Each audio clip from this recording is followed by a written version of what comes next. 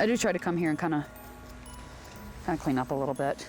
So what is this section here? These are all children? They're all children. Sandy Roberts lives an unusual life with her husband Daniel Mewini. He claims to be extremely sensitive. What that means is from childhood, I was aware of the spirit world and the other things that surrounded us in life.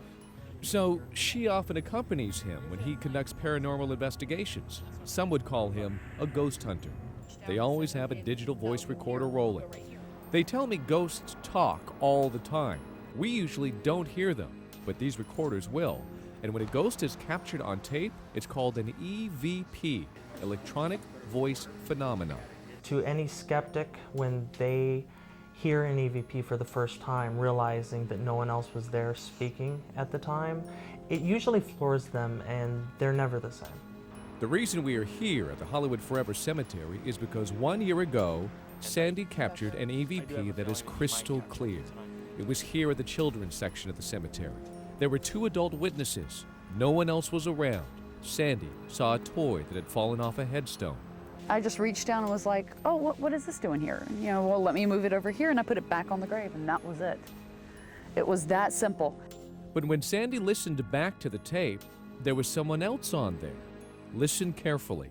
This is what she recorded. Let's move it right here. It'll stay here. There we go. I get a voice of a child that is not around me on a recorder. It's almost a lot to take, and to know that I was holding this recorder and that child spoke into this. Let's move it right here. It'll stay here. There we go.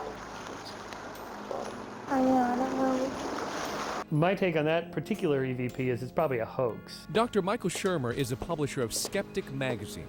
He's a scientist who requires a lot to be convinced, and he says this recording is just too good, although he can't prove it's a hoax either. He bases his conclusions on evidence, and he says there's just not enough. That's a pretty extraordinary claim that people survive death, and the evidence for that is not very extraordinary so far, so we have to be a little cautious about our conclusions. You're absolutely sure it's authentic? 100%.